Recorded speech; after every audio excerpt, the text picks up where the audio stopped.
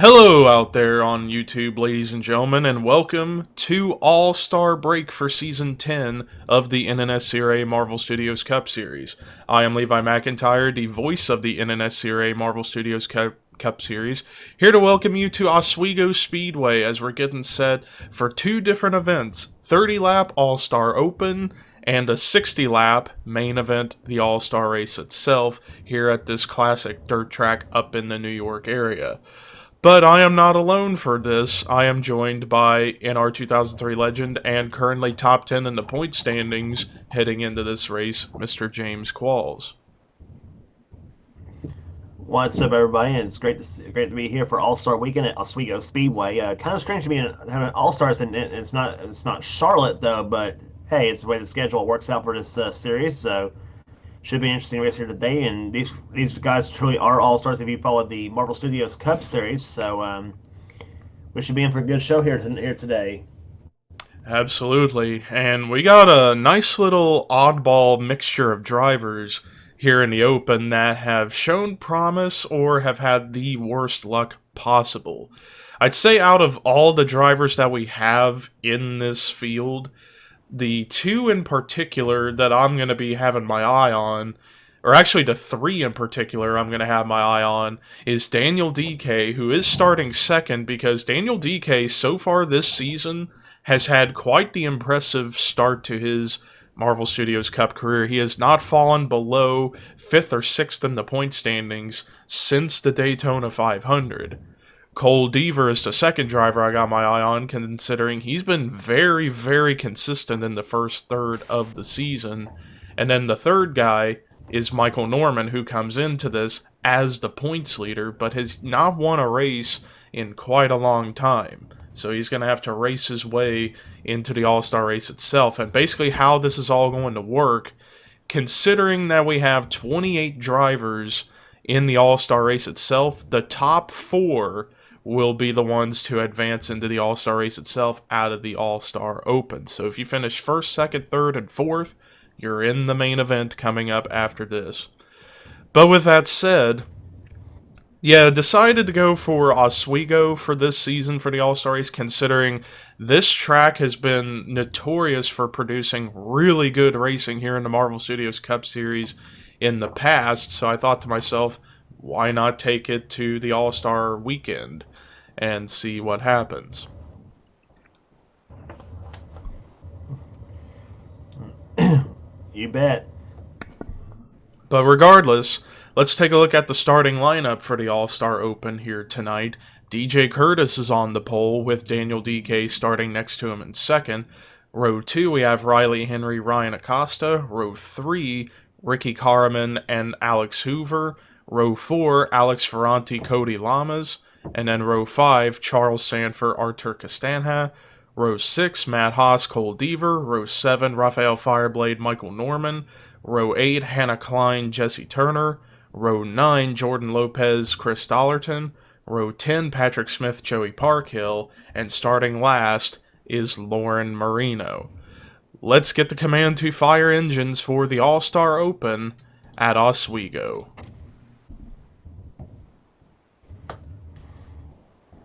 Drivers, start your engines!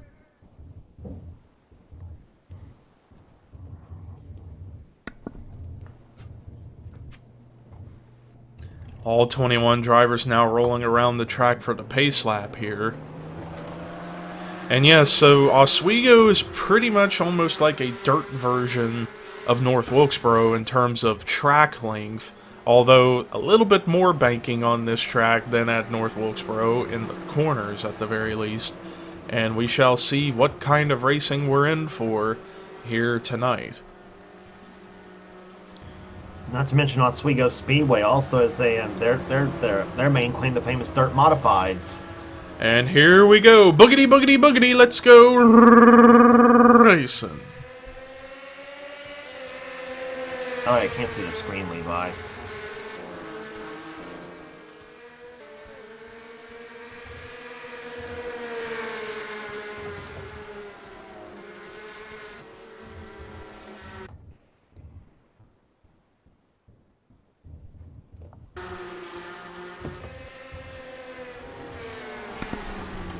Well, Riley Henry led the first lap of the All-Star Open, apologize for the freeze. We had some technical difficulties, as you heard, but we're back underway. And right now, Riley Henry trying to get into the All-Star race itself, and consider this, Qualls. All of the other Shadow Cult Racing drivers, Jay Jefferson, Dylan Jacobs, Scott Groverston, Jordan Forbes, and Lindsey Snyder, are in the All-Star race. The odd man out is Riley Henry, and he wants to be able to join his buddies in that race coming up. You bet. And of course, people are looking at the Shadow Cult team to be a. I'd say to probably use the term loosely, probably as the team to beat right now. They have been for the last couple seasons. So yeah, I don't know. Yeah, I wasn't paying attention to see who you said it was, but yeah, he's looking to join everybody in the All Stars. Of course, I think success will come to him and to his favor. I think later in the season. Right now, Ricky Carmen in the second position, and he's looking to run down the 40 of Riley Henry to get to the lead to win the All-Star Open. Meanwhile, we got a bit of a hornet's nest battling back here for third. Carmen's teammate Rafael Fireblade in third, and then we got the battle for the cutoff spot. Alex Ferranti in the 5 and Charles Sanford in the 03 car, as they are going to go at it for that cutoff spot. And now Matt Haas in that number 8 Rockstar Energy Chevy is up here in the mix as well.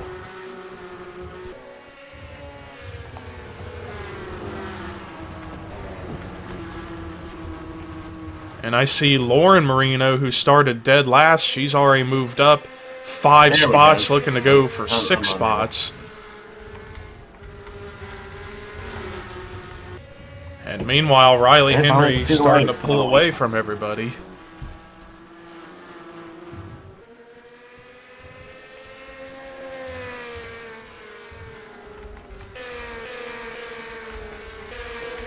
Whoa, look at this giant hornet's nest of cars battling up here for the 7th spot. Michael Norman, who's now also trying to run down the 3 cars up ahead of him to try and get into the All-Star race itself. And like I said right at the onset, that Michael Norman comes into this whole thing as the points leader, but he hasn't won a race in a long time. And oh, they're going to be 4 wide for position back here. This may not end well. Oh boy. But they're keeping it together really well, which I'm surprised. Now they settle it back out to 3 wide. Cole Deaver, though, watch that black number 3, though, move up through the field. They're trying to do his best Dale Earnhardt impression here tonight. And like I said, Cole Deaver was one of those guys I had my eye on to try and get towards the top 4 to make it to the All-Star race itself, considering he has been wildly consistent this season. Just hasn't gotten that win that's long eluded him. But back up here at the front, Riley Henry still leading the way. Ricky Carmen, however, is not letting that 40 car get away. But these two have pulled well far ahead of 3rd place, currently held by Rafael Fireblade. So Carmen and Fireblade trying to put 2 of the Horseman Racing drivers into the All-Star race itself. And then Matt Haas trying to join teammate William Brock in being another Diva Racing Incorporated driver to get into the All-Star race. He's got some competition behind him, though, in the form of Charles Sanford. Charles not far away from that bubble spot that Haas is currently got right now, though. Charles looks like he closed up a little bit, come off to number 4, though. And standing back of that 8 car, hopes he slips a little bit, and then that's where Charles can get by him. And meanwhile, Cole Deaver trying to clear a couple more cars to get up to the 6th spot, but Jesse Turner in that 17, he's trying to get up to the 6th spot. Last lap, he was in 9th, and look at the moves he's making. Or actually, no, this would be for 7th, excuse me. And Turner now takes the spot away from Deaver for the time being, as not too far away, 3rd all the way back to everybody else. And Lauren Marino is a woman on a mission. She started dead last, up to 11th at the halfway point here and the All-Star Open.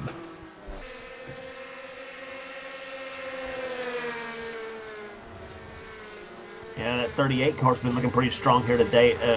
It's had flashes of brilliance this season, though. She just, as you said, has not had much of that racing luck that she needs to make her way to the winner's circle. Looks like this season, and make races as well. Whereas her sister Lainey Marino has had quite a start to her rookie campaign. Recently, just picking up a victory at Twin Ring Motegi, not just earlier in the week. So the Marino sisters have a little bit of momentum right now. Can they keep that momentum going? As meanwhile, Matt Haas is pulling away from Charles Sanford to try and get a bit of a cushion for that cutoff spot, and he's also trying to reel in Rafael Fireblade to get up to third. But back up here at the front, Riley Henry has led every lap so far here in the All-Star Open, but he's still holding on to a very slim lead over Ricky Karaman. As meanwhile... 18, as you said, the 18, you said, though, not letting that 40 get away from him right there, but he is losing ground right now. That 40 car looks like he's got the car to beat them.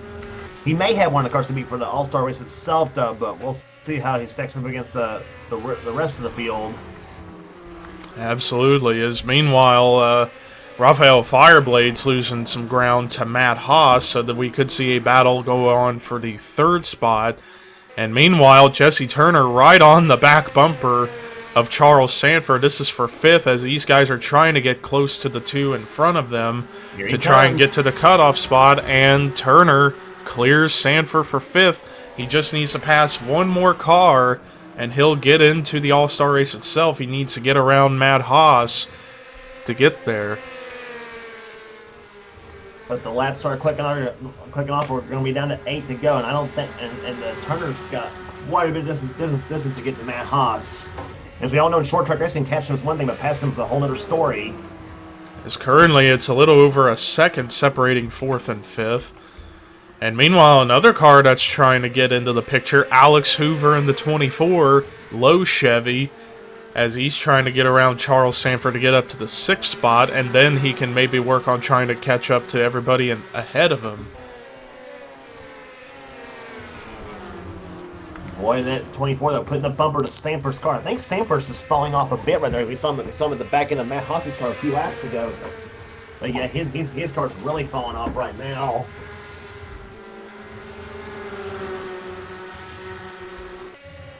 And now 24 has just now gotten past the 0-3 at this point, too. And now Turner has caught Matt Haas, but he's running out of time. Next time by, will be 5 laps to go. This is the battle for the cutoff spot. Matt Haas in the 8 versus Jesse Turner in the 17. But back up at the front, Riley Henry still leads, but now he has caught lap traffic in the form of Joey Parkhill. And Ricky Karaman, starting to lose a little bit of ground as a result.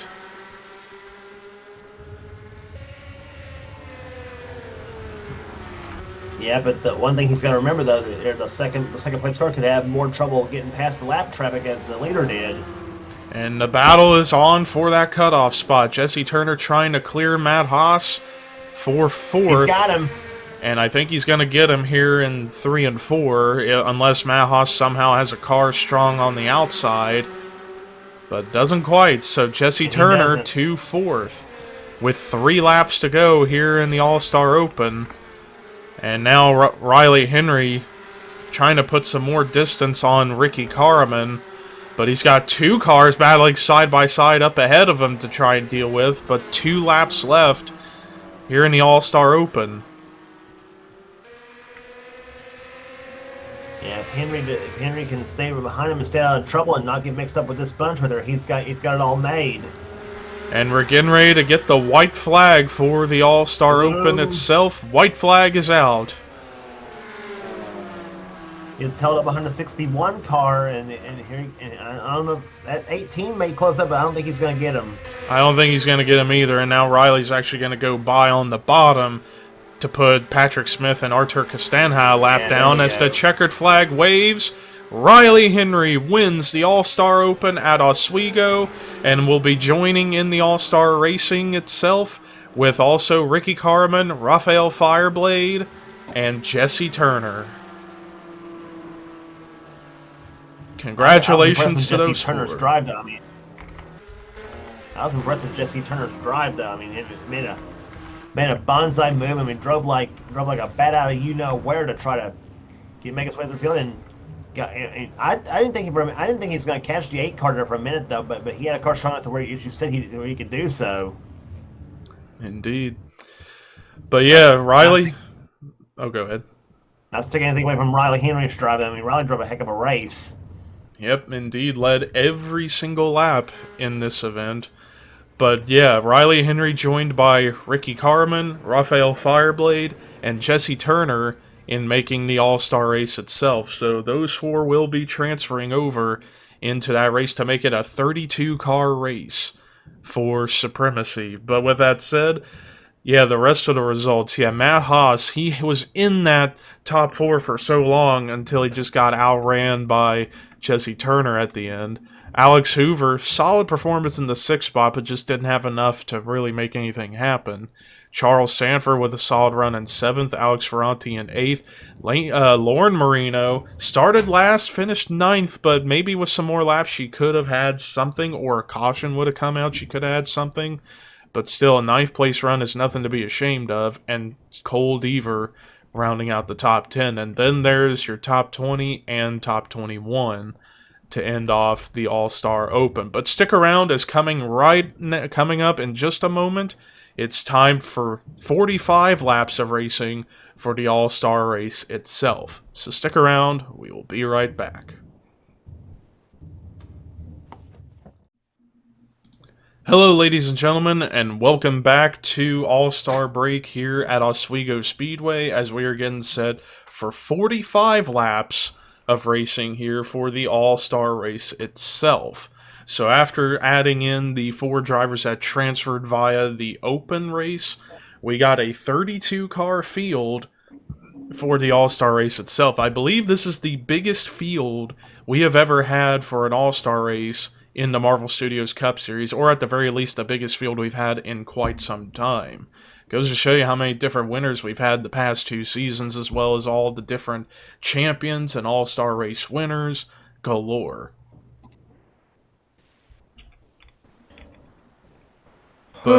But without further ado, let's take a look at the starting lineup for the All-Star race itself. We have the Dylans on the front row. Dylan Young on the pole, with Dylan Poteet starting next to him in 2nd. Row 2, we have Alyssa Drayson, Daniel Voiles. Row 3, we have Shadow Cult teammates Lindsey Snyder and the All-Star Open winner, Riley Henry. Row 4, Scott Groverston, Raphael Fireblade. Row 5, William Brock, Melissa Alexander. Row 6, Jay Jefferson, Henry Sanford. Row 7, Matt McIntyre, Quinton Moore. Row 8, Ricky Carmen, Zachary Fitzwater. Row 9, Mitchell Collins, Jesse Turner. Row 10, S4 Motorsports teammates, Jessica Sheldon and Kyle Matthews. Row 11, Dylan Jacobs, Caleb Kilburn. Row 12, Keith Miller Jr. and James Qualls. Row 13, Lisa Nelson, Carson Gum. Row 14, Jonathan Zorline and Seth Cole.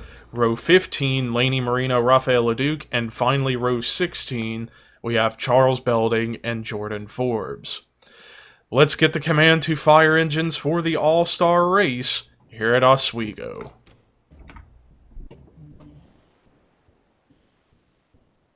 Drivers, start your engines! And you can tell the air is electric here at the Oswego Speedway. And considering we got a bigger field, we could see some wild, out-of-control racing out of this bunch. Whereas with the Open, we had 21 drivers. Here, we have 32 going at it. Yeah, no question about it. This is for all the marbles here. If you got anything, show it. Now's the time to show it. Absolutely, and the pace car's in pit road, and it's time to boogity boogity boogity go all-star racing.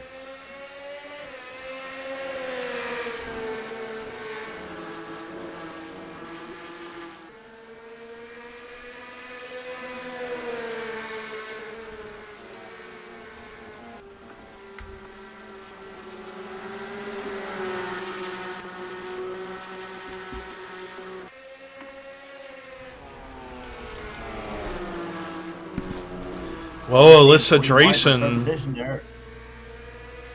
Yeah, Alyssa Drayson leading the first lap. And look at Lindsey Snyder. Now, you want to talk about somebody who has been the most impressive driver of the season. It's that woman right there, Lindsey Snyder in the 1. She has missed half the races this season, but she's 21st in points, and she's won 2 of the last 3 points events. Back at Calder Park, and then just this past Wednesday at Champs-Élysées.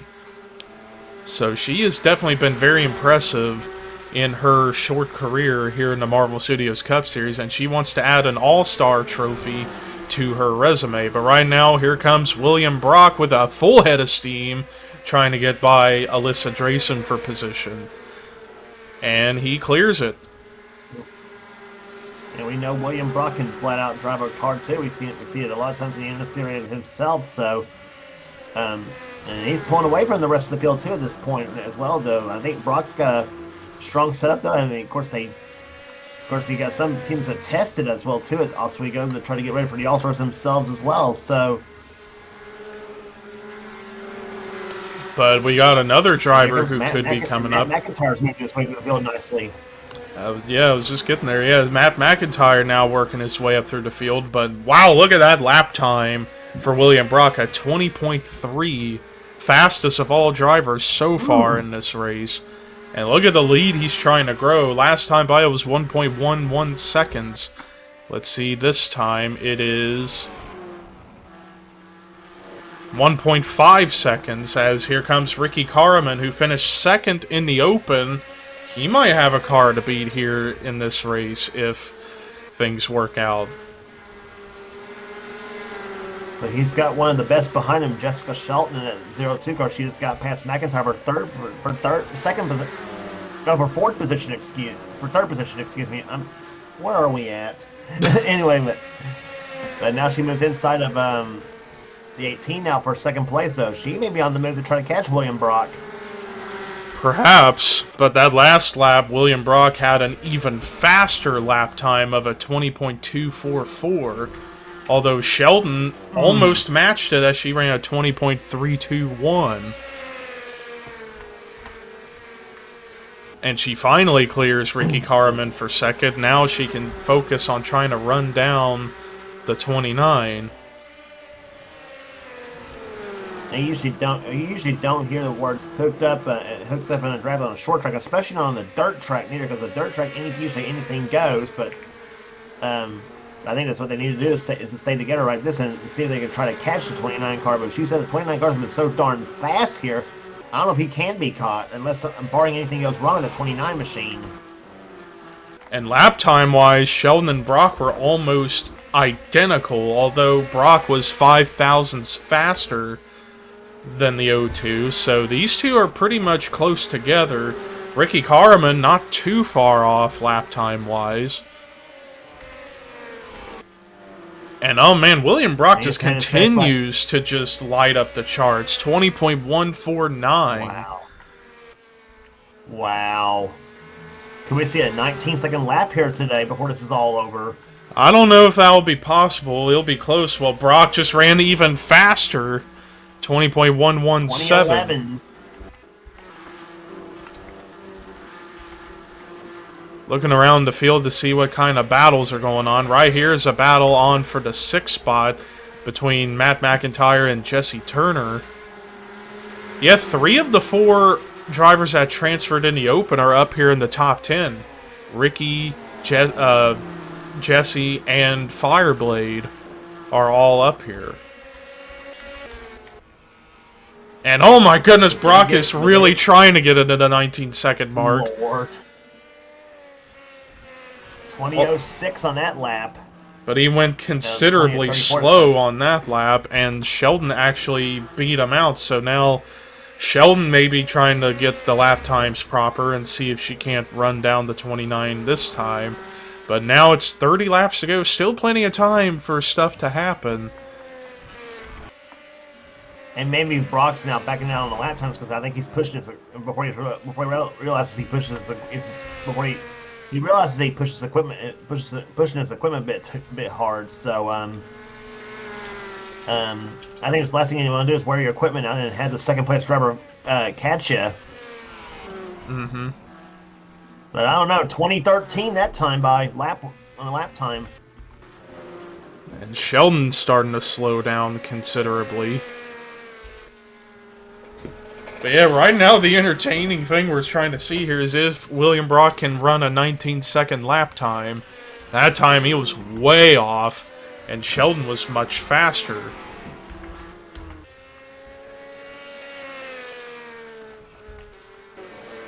Wow, Riley Henry, who started in the 6th spot, all the way back in dead last. So yeah, it seems like whatever changes they made to the car for this race did not work out in his favor.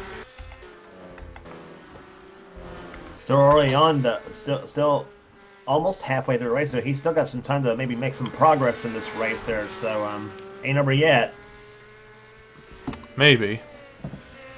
Oh wow, he's trying to light up the charts again at 20.081 for William Brock. He's really one to try and get to that 19-second mark and see if he can't shatter the record in this race. Does he do it here? No, he was much slower. 2032. Then again, so was Sheldon, as Brock's lead continues to grow. It's now over 3 seconds between himself and Jessica Sheldon. I'm feeling like Sheldon and company are relying on a caution to come out and try and get to the back bumper of the 29. Because ever since William Brock had taken the lead back on, I believe, lap 3, he's just been unbeatable. Driving like he's driven this track hundreds of times before. Battle on for 7th as Raphael Fireblade goes underneath Matt McIntyre for position. And he clears the 14. That nicely to see. Tell you one car's moved up the reveal, and I see that white and green car, Jacob Charles Belding. I mean, that car is running really strong right now. Currently in 10th, but he wants more spots, and he might get 2 in 1 pass as he's underneath both McIntyre and Turner to try and get to the 8th spot, and he gets the spot at the line. And he's running really fast on the racetrack. And recall he started this race 31st, so he is really hauling right now. Meanwhile, William Brock's still trying to get to that 19-second mark as he ran a 20.084. I think 20.06 is probably the fastest this track will take. I think, Brock may be taking a conservative, but that car's just so good right now. I think, you don't know if he's driving conservative or if he's driving it regular, like he normally would be. And meanwhile, we're going back here to watch Charles Belding as he's now trying to get a move or a run on the 81 of Raphael Fireblade to get to 7th. Charles tries the high side though, but Fireblade's got that low line to his advantage right now at this point. And now Belding trying to run even lower to try and make that move stick. Meanwhile, William Brock's still trying. He is still trying to get to that 19-second mark as he grows the lead to over 4 seconds.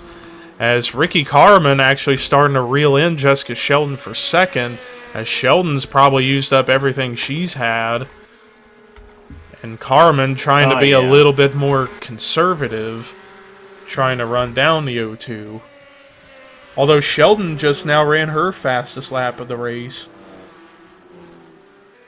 2021, that's pretty good. That's pretty good lap time right there. But Yeah, I think even if Brock doesn't break that mark though, I mean, an All-Star win that's gonna be big for that team's morale for sure. Because I mean, for maybe give momentum for the rest of the season. Indeed. As we get back up here to William Brock, but he's about to encounter lap traffic. So, depending on how he can get around lap traffic, we could see something happen. 20.1 for the 29 right there.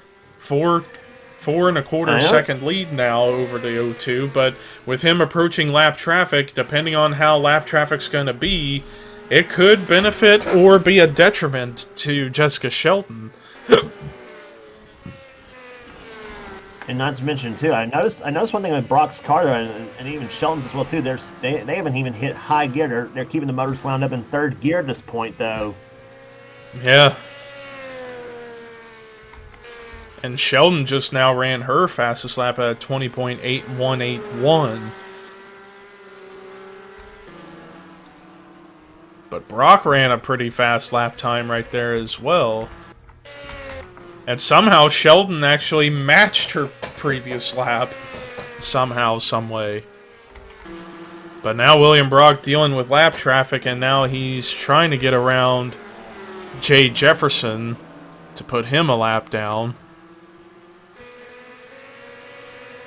And he'll do so with ease though, and see it. And as like I said earlier though, I mean, yeah, the leader could have trouble with lap traffic though, but the second place car could have even more trouble than the leader did. Indeed. And now William Brock, ooh, he got a little bit tight in the entry of 1 right there. So that will cost him some time, as he's also trying to approach Lainey Marino in the 34 to put her a lap down. And it's 10 laps to go here in the All-Star race. Now let's see Shelton's lap time. A little bit faster than the 29, but not much. 10 to go right now, 9 to go this time by. As Brock trying to put the 34 lap down. Keeping an eye on Sheldon to see what kind of lap time she's running in comparison to the 29, and not that much faster, as now Brock went way low on the track to try and go by Kyle Matthews to put him and Riley Henry a lap down. But now look at the traffic he has right in front of him now. And Dylan Young, the pole sitter, has fell way back as well too in the Alan Quickie throwback. And William Brock underneath 3 wide, underneath the 78 and the 39, to try and put them a lap down. Well, he's just lapping those cars, bam, bam, bam for sure. I mean, a 78 car up in the high side, he's trapped behind the 2 of Dylan Young, and boy, my gosh, Brock is like, I don't know what kind of tires they put on this car or what kind of engine they got in this thing, but I think you're all going to want to know after this race is over now. 6 to go. Yeah, especially when we come back to this track for a points event later in the season. So I'd say just based off this race alone, William Brock's going to be a guy to watch out for when we come back here later in the season for the points event that we're having. And like I said, not just this race, not just when we come back here, but like I said, maybe for the rest of the season, it may give him momentum. Absolutely. Now William Brock trying to approach Carson Gum to put him a lap down, as it's now 4 laps to go here in the All-Star race.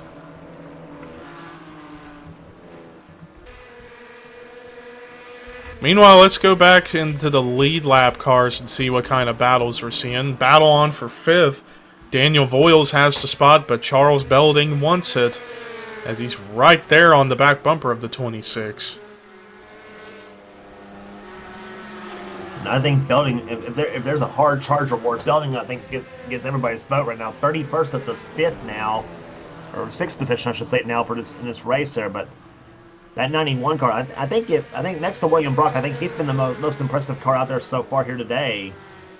Yeah, perhaps if only there was a caution earlier, Belding could have given the 29 a run for his money for sure, if given the opportunity.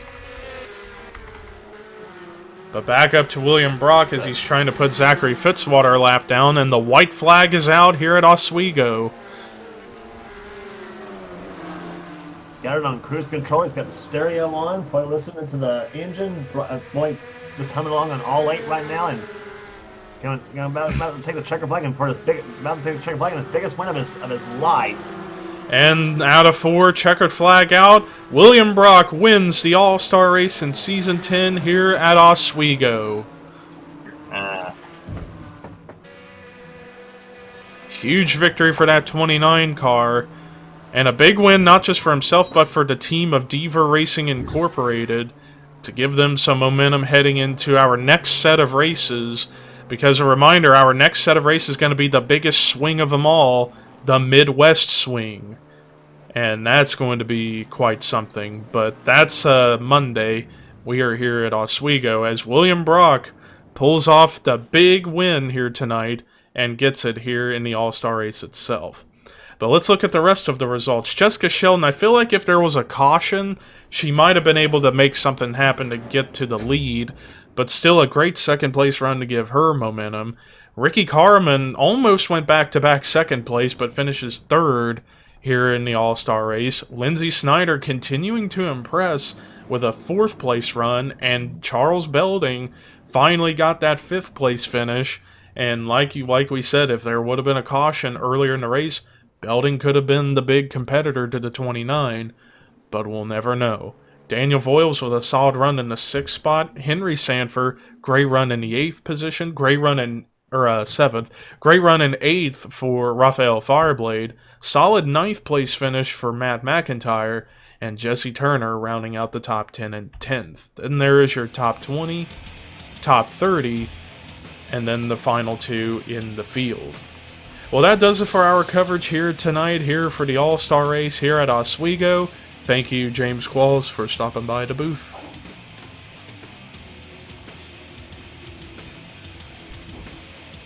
And with that said, let's end this whole thing off. So before we go, William Brock's victory burnout.